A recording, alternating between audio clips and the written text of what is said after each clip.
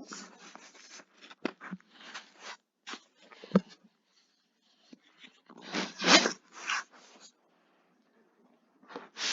आज हम स्टार्ट कर रहे हैं बेटा introduction to HRM, HRM human resource management का फर्स्ट चैप्टर, जो आपके सिलेबस में 402 सब्जेक्ट कोड है जिसका, उसको।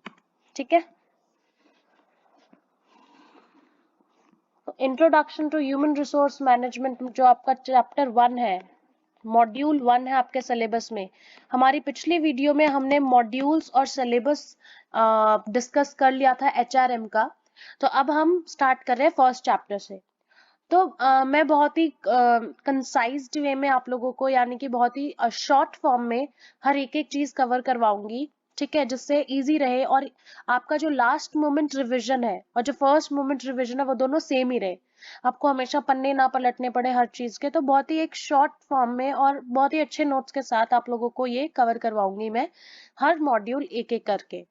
तो फादर ऑफ पर्सनल मैनेजमेंट कौन है? Robert Owen. Father of human resource management कौन है? George Elton Mayo. ये जो जॉर्ज एल्टन मायो नाम है, ये बहुत इंपॉर्टेंट नेम है और आपके सिलेबस में बहुत बार आएगा। So father of human resource management is George Elton Mayo. Father of personal management is Robert Owen. First HR department was established by the national cash register company 1901 के अंदर।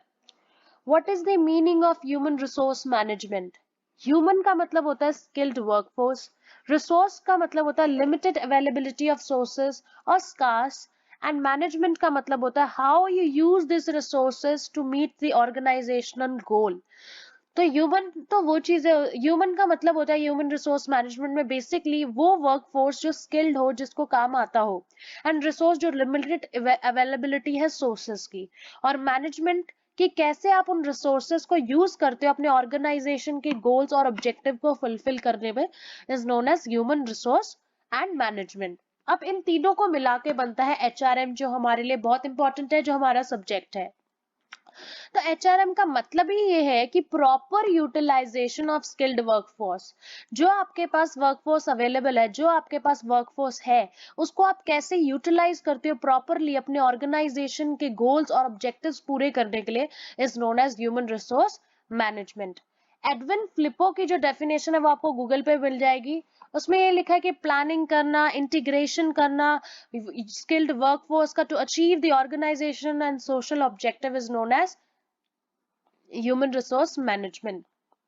Now what is the nature of HRM? Nature क्या होता है HRM का? तो HRM का nature होता है बेटा, which is inherent part of management and it is performed by all the member throughout the organization rather than personal department only. So it is an inherent part of management and it is performed by all the members throughout the organization rather than the personal department. एक personal department पे depend नहीं करता. This is performed by all the members throughout the organization. Second है बेटा, it is people centered. All categories of people from top to bottom, everyone follows HRM, everyone knows HRM. ठीक है, and HRM policies are applicable to everyone on all categories of workforce. इसमें दो type की workforce आती है, blue collar and white collar. तो blue collar are those workforce which are known as perform manual labor, which performs manual labor, which can be skilled and unskilled. And white collar में आता है which belongs to class of employees which are highly skilled in their work. And it also applicable on the managerial and non-managerial personnel and professional and non-professional personals. It is a continuous process to achieve organization objectives smoothly. It is based on the human relations and also personal activities. The personal department is created in most of the organization and it is applicable on the personal activities also in a department and organization. Now we will study about the pervasive nature of HRM. So it is applicable to all of the employees. This is the pervasive nature of HRM, that it can be applicable on all type of employees from top to bottom. Every type of employees come under HRM, human resource management. What are the objectives of HRM? तो there are several objective of HRM, like it brings team spirit and sense of belongingness. It helps every employee to realize his or her potential. It also encourages the employee to know about the self actualization and the fullest the employee's job satisfaction. तो basically बेटा objectives क्या है HRM के, तो HRM team spirit लेके आता है employees के अंदर, सेंस ऑफ बिलोंगिंगनेस लेके आता है, हर एम्प्लॉय को हेल्प करता है अपना पोटेंशियल जानने में, अपना पोटेंशियल रियलाइज करने में, सेल्फ एक्चुअलाइजेशन में बिलीव करता है, एंड जो एक एम्प्लॉय है उसको एक फुल जॉब सेटिस्फिकेशन प्रोवाइड करता है, ठीक है। एथिकल पॉलिसीज के बारे में बताता है एम्प्लॉयज को और उनका बिहेवियर कैसा होना चाहिए एक ऑर्गेनाइजेशन के अंदर, हाई मोरल देता है, गुड ह्यूमन बेसिकली, अच्छे स्किल्स, अच्छे एथिक्स, अच्छे वैल्यूज के बारे में बताता है एक ह्यूमन बीइंग को कि ऑर्गेनाइजेशन में उसे कैसे एथिकल वैल्यूज के साथ काम करना चाहिए, उसका relation with in the organisation कैसा होना चाहिए, manage change to the mutual advantage of individual, organisation and society. तो बेसिकली बेटा देखो, जो मैनेज करता है ये चेंजेस को, जो जो चेंजेस आते हैं एक ऑर्गेनाइजेशन में और सोसाइटी में, तो उन चेंजेस से म्यूचुअल एडवांटेज हो ह्यूमन को भी और सोसाइटी को भी, तो उस इंडिविजुअल को भी एडवांटेज हो उन चेंजेस से और सोसाइटी को भी, इस चीज को इनहांस करता है human resource management. No threat of unemployment, inequalities and condition for stability of employment। Basically HRM ये इंश्योर करता है एम्प्लॉय को कि उसको कोई भी थ्रेट ना हो अनएम्प्लॉयमेंट का, इनइक्वालिटी का, conditions for stability of employment, ऐसी कोई कंडीशन उसको ना दी जाए जिससे उसको अनस्टेबल लगे अपना एम्प्लॉयमेंट, इस चीज को इंश्योर करता है HRM. Skills and ability of the workforce efficiently to utilize human resource effectively। Skills और एबिलिटी देता है ह्यूमन रिसोर्स वर्कफोर्स को जिससे वो उन्हें एफिशिएंटली यूटिलाइज करे, इफेक्टिवली यूटिलाइज करे ऑर्गेनाइजेशन और खुद के बेनिफिट के लिए। Provide create and motivate employees, provide करता है एम्प्लॉय, मोटिवेट करता है एम्प्लॉय को, क्रिएट करता है एम्प्लॉयज को। Integration of individual and groups को इनहैंस करता है एचआरएम। अपॉर्चुनिटीज प्रोवाइड करता है, फैसिलिटीज प्रोवाइड करता है बाय ट्रेनिंग एंड डेवलपमेंट। तो ये सारे ऑब्जेक्टिव्स थे जो हमने एक साथ पढ़े एचआरएम के, कि ये हेल्प करता है, टीम स्पिरिट बनाता है, सेंस ऑफ बिलोंगिंगनेस बनाता है, अपॉर्चुनिटीज देता है बाय ट्रेनिंग एंड डेवलपमेंट। तो all these were objectives of HRM, जिसमें से आपका एक क्वेश्चन आ जाता है ऑब्जेक्टिव्स ऑफ एचआरएम के ऊपर 5 मार्क्स का कई बार, तो आप इन पॉइंट्स को इलेबोरेट करके बहुत ही इजीली मार्क्स स्कोर कर सकते हो अपने एग्जाम में। नेक्स्ट हमारे पास इंपॉर्टेंस ऑफ एचआरएम है। सो इंपॉर्टेंस ऑफ एचआरएम बेटा 3 स्टेजेस में होती है। First organisational importance, second is social importance and third is professional importance. ठीक है, तो हम पहले ऑर्गेनाइजेशनल इंपॉर्टेंस को कवर करेंगे। सो ऑर्गेनाइजेशनल इंपॉर्टेंस ऑफ एचआरएम क्या होती है बेटा, ये इंश्योर करता है कंपिटेंट एंड डेडिकेटेड एम्प्लॉयज। तो ये इंश्योर करता है कि एक ऑर्गेनाइजेशन को कॉम्पिटेटेड एंड डेडिकेटेड एम्प्लॉयज मिले, जिससे प्रॉफिट बेनिफिट ऑर्गेनाइजेशन का भी अच्छा हो और एम्प्लॉयज का भी।